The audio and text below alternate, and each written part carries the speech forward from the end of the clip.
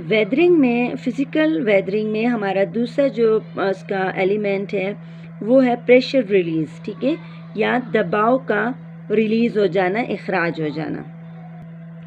जिस स्टूडेंट हमारी इस ज़मीन पर जो ऊपर की जो भी चट्टान होती है, ठीक है, जब उसके ऊपर की सतह, जैसे हमने कहा है कि वो वेदरिंग की किसी भी टाइप से जब वो टूट फूट जाती है तो इसकी जो चट्टान उसके नीचे होगी, ऊपर वाली चट्टान नीचे वाली चट्टान को उसने दबाए हुए थे, यानी उसका वज़न उसके ऊपर था, यानी प्रेशर था।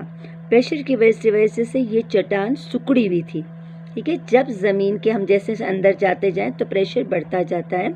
प्रेशर की वजह से वहाँ का मैटर जो है ना वो दबाव में है, और अगर किसी भी रीज़न से ऊपर का प्रेशर हट जाए तो नीचे वाला जो प्रेशर होता है, नीचे का जो मैटर होता है, वो एक्सटेंडेड प्रोसेस करेगा, यानी वो फैलेगा, ठीक है।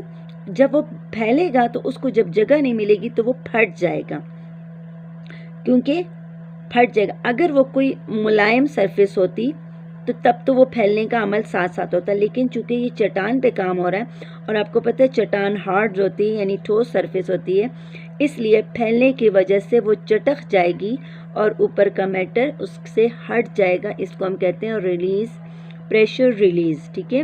The rock deep down the earth are expose and get release from pressure due to removal of rock above them. बिल्कुल वैसे जैसे मैंने बताया कि ज़मीन के नीचे की जो चट्टानें हैं, जब ऊपर से उसमें से वज़न हट जाएगा, ठीक है, तो वो फैलने का अमल करेंगी। As a result crack appear in the rock parallel to the land. This process is also called exploration, ठीक है, यानी एज रिजल्ट के तौर पे जब ज़मीन की नीचे की जब चट्टानें हैं, ठीक है, उसमें से प्रेशर हटेगा तो ऊपर की चट्टानों में क्रेक पड़ेंगे, ज़मीन के मुतवाज़ी उसमें क्रेक यानी दरारें पड़ जाएंगी। इस अमल को हम एक्सप्लोरेशन यानी तह का उड़ जाने का अमल भी कहते हैं। प्रेशर रिलीज़ का प्रोसेस भी समझ आ गया, ठीक है। ऊपर की चट्टान जब टूट फूट के शिकार हो गई तो वो नीचे की जो चट्टान पे उसका दबाव था वो ख़त्म हो गया, जिसकी वजह से उस नीचे वाली चट्टान में दरारें पड़ जाएंगी, क्योंकि वो फैलने का प्रोसेस करेगा। नंबर 3, थर्मल प्रेशर यानी हरारत का दबाव। थर्मल प्रेशर में क्या होता है कि rock expand at high temperature and contract at low temperature, ठीक है। चट्टानें जब उन पे ज़्यादा हरारत पड़ती है तो वो फैलने का अमल करती हैं और कम दर्ज हरारत पर वो सिकुड़ने का काम करती हैं। This phenomenon create stress in the rock called thermal pressure, resulting a cracking or breaking of rocks. फैलने मुसलसल जब एक चट्टान फैलेगी और सिकुड़ेगी तो उसकी वजह से क्या होगा, चट्टान पे स्ट्रेस दबाव पड़ेगा, जिसको थर्मल कहते हैं। जैसे भी हमने ऊपर पढ़ा कि हमारी ज़मीन के अंदर जो जैसे से अंदर जाते जाएं तो वहाँ पर उसमें जाते हैं तो प्रेशर बढ़ता जाता है, ठीक है। और प्रेशर जो है ना वहाँ का अगर किसी भी मैटर से हटे तो वह उसके अंदर वो चट्टान जो है ना वो फैलने का काम करेगी। इसकी वजह से होता है कि चट्टान जब मुसलसल फैलेगी, सिकुड़ेगी तो उसके चट्टान पर क्रैकिंग हो जाएंगे, दरारें पड़ जाएंगी और ब्रेकिंग ऑफ द रॉक, वो चट्टान टूट फूट का शिकार हो जाएगी। ये भी वेदरिंग की किस्म है। आपने ये इस बात को जहन में रखना है कि वेदरिंग में चट्टान अपनी जगह पर रहते हुए उसमें सिर्फ टूट फूट होती है, वो अपनी जगह से कहीं हिलती नहीं है, ठीक है, यानी वो अपनी ही जगह पर रहती है लेकिन वो टूट फूट का शिकार हो जाती है। फिज़िकल वेदरिंग का तीसरा जो एलिमेंट है, जो प्रोसेस है जो इसमें शामिल होता है, वो है होलोक्लेसी, ठीक है। होलोक्लेसी का मतलब चट्टान की सतह पर कुदरती अनासर का अमल, जिसकी वजह से उसकी शक्ल, रंग और साख्त में तब्दीली आ जाती है, वो होलोक्लेसी कहलाता है। होलोक्लेसी और salt weathering is the result of the salt crystallization in rocks.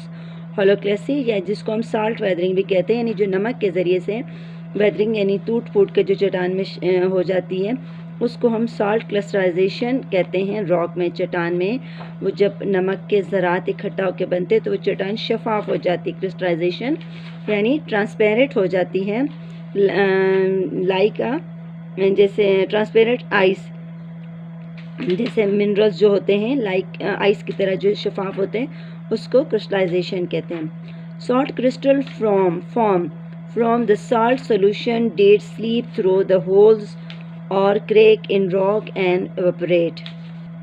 Salt crystal तब बनते हैं जब चट्टानों में आबी बुखारात और उसमें क्रैक्स होते हैं, आबी बुखारात और चट्टानों में क्रैक्स होते हैं। जब वो वहाँ से रसते हैं तो उसमें सॉल्ट का सॉल्यूशन बनता है, जिसकी वजह से सॉल्ट क्रिस्टल बनते हैं, यानी चट्टान बिल्कुल शफाफ हो जाती है।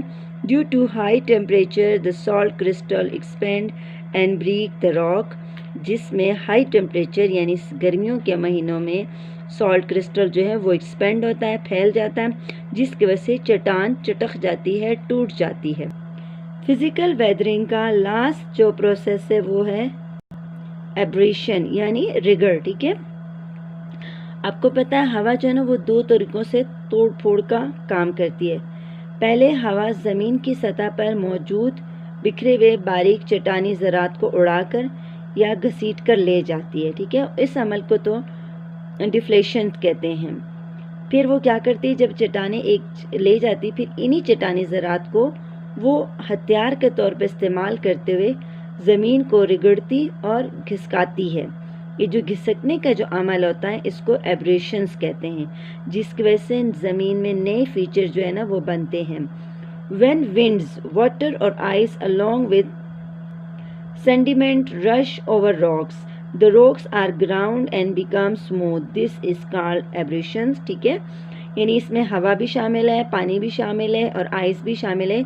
वो जब सेंडिमेंट यानी मलबा या पत्थरजट वाली जो चट्टानें होती हैं उसको रश यानी धकेलती हैं। ठीक है, पहले हमने बताया ना कि उन्होंने पहले चट्टानों को बारीक ज़रात में चेंज कर दिया, आखिर में फिर वो क्या करती, हवा उनको अपने साथ इनको इन्हीं चट्टानों की वजह से वो ज़मीन को रिगड़ती और घसीटती है, तो जिसकी वजह से नई चीज़ें वजूद आती हैं। इस अमल को एब्रेशंस कहते हैं।